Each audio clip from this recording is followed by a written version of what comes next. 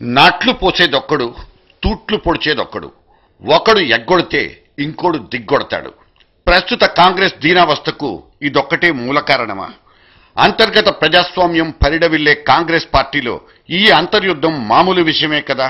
అయినా ఇవాల్టి కిరణ్ సత్యబాబుల కాంబినేషన్ పార్టీకి పట్టిన చీడను రోజురోజుకు పెంచి పోషిస్తున్నట్లే కనిపిస్తుంది.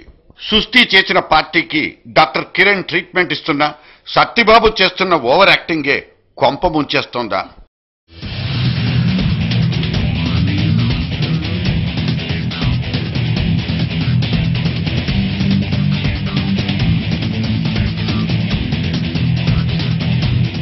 డిఎస్వైఎస్ స్టేట్ కాంగ్రెస్ కి ఇదే అల్టిమేట్ హిట్ పేర్.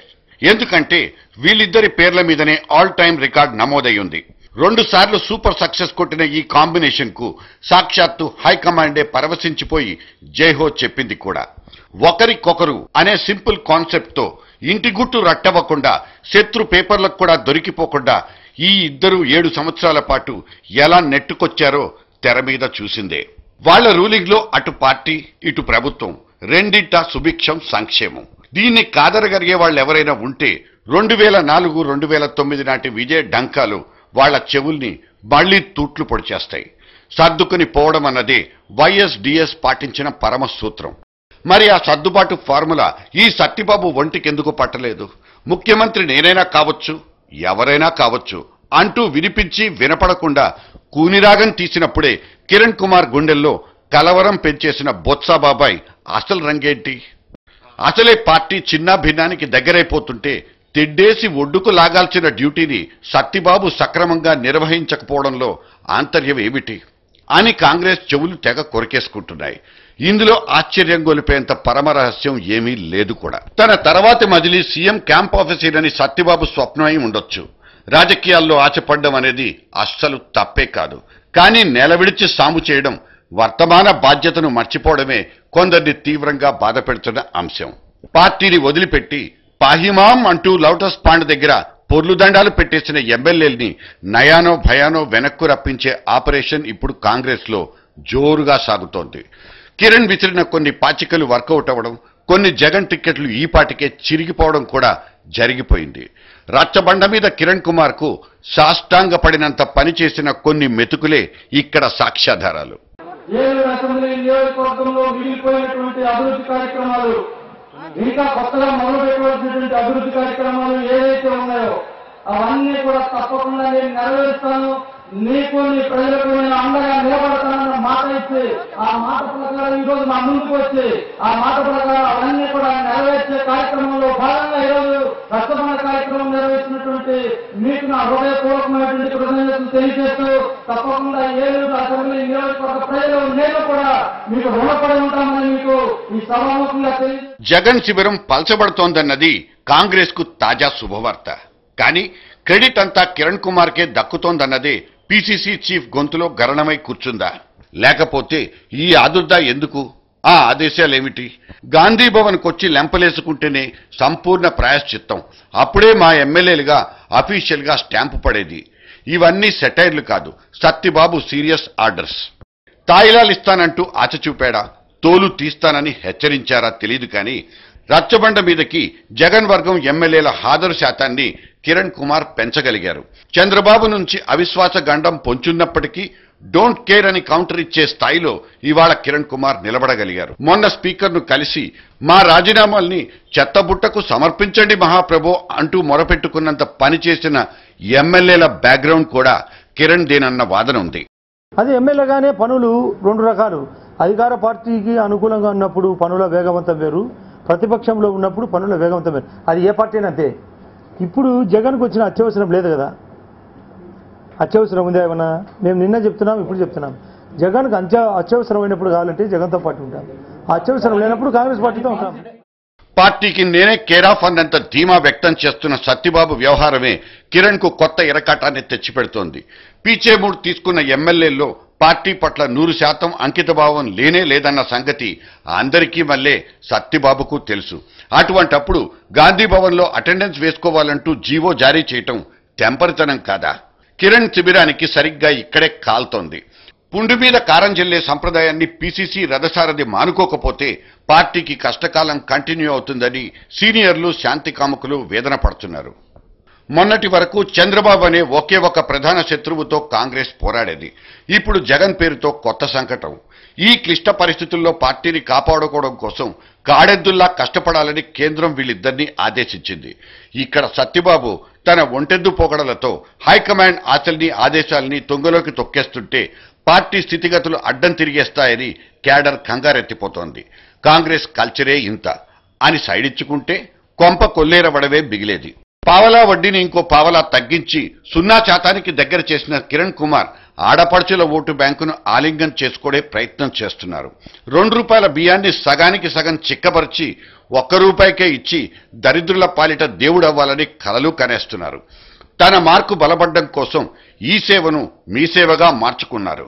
పైసలిచ్చి పేర్లు మార్చి ఏదో ఒకలా కసరత్తు చేసుకుంటున్న కేకేఆర్ వైఎస్ అనే దివంగత దేవుణ్ణి మరపించడంలో 50% సక్సెస్ అయినట్లే కనిపిస్తున్నారు. చేజారిపోతుందనుకున్న స్వర్ణయుగాన్ని కనుచూపు మేరలోకి తీసుకొస్తున్నారు. ఉందిలే మంచి కాలం పాటను రిపీట్ చేసుకుంటున్న కిరణ్ కుమార్ కాళ్లకు అడ్డం పడిపోతే అది భ్రష్టు పట్టించే కార్యక్రమమే అవుతుంది.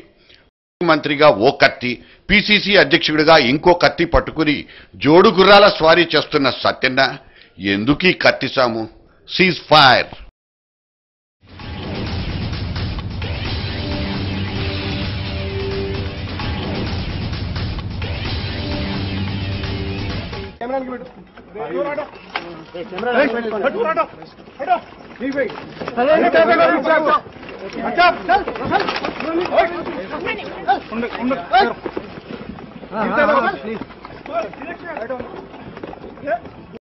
ఒకరు బయటికి, ఇంకొకళ్ళు లోపలికి.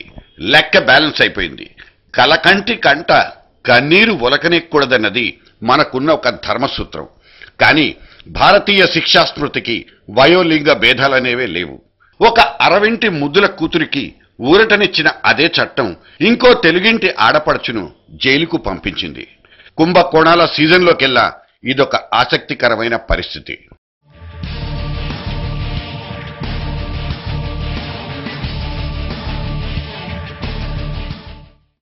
తలా పిడికెడు పంచుకున్న తిలాపాపాల చిట్టాలో తమిళ తాత ముద్దుల తనయ కణిమొళికి కూడా షేరుందన్న అనుమానాలు, ఆరోపణలు ఆమెను 7 నెలల పాటు తిహార్ జైల్లో బంధించేశాయి. ముఖ్యమంత్రి కూతురు, రాజ్యసభ సభ్యురాలు, ప్రముఖ రచయిత్రి లాంటి గౌరవపరమైన హోదాలు బోలెడున్నా ఆమె పాల్పడిన పాపం నుంచి ఏ ఒక్కటి కాపాడలేకపోయాయి. 200 కోట్లు చేతులు మారడంలో నేరపూరిత కుట్రకు పాల్పడిందన్న సిబిఐ ఛార్జెస్ కనిమొళిని జైలు ఊచల వెనక్కు తరిమేసింది.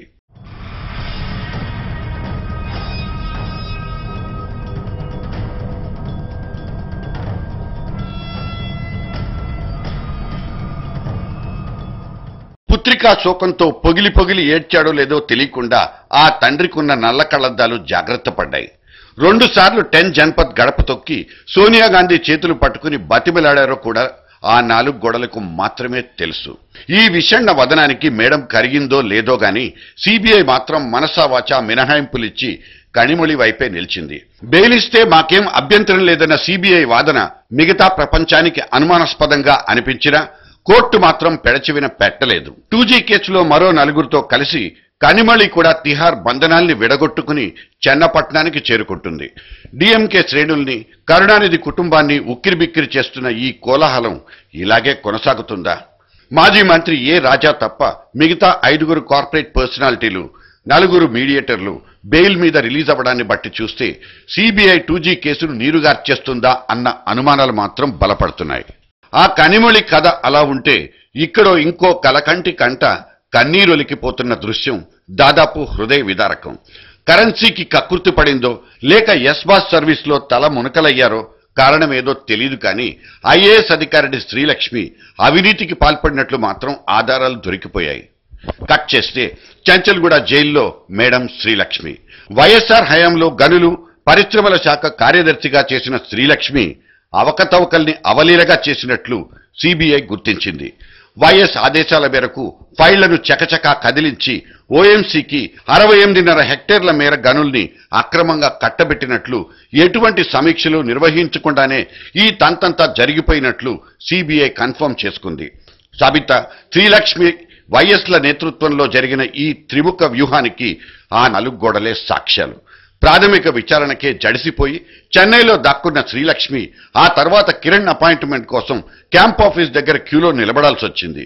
కళ్ళు వాచిపోయేలా ఏడ్చుకున్న ఆమెకు ఓదార్పు దొరకలేదు. మిగతా కేబినెట్ కళ్లను కప్పి గాలికి మేళ్లు చేకూర్చిన ఈ ప్రక్రియలో శ్రీలక్ష్మి పాత్ర ఎంతన్నది కస్టడీలో తెలుస్తామంటున్నారు సిబిఐ లక్ష్మీనారాయణుడు. అప్పటిదాకా ఈ తెలుగింటి కనిమొళికి కటకటాల కష్టాలు తప్పేలా లేవు. సో ఫైనల్ గా శ్రీకృష్ణ జన్మస్థానంలో శ్రీలక్ష్మి.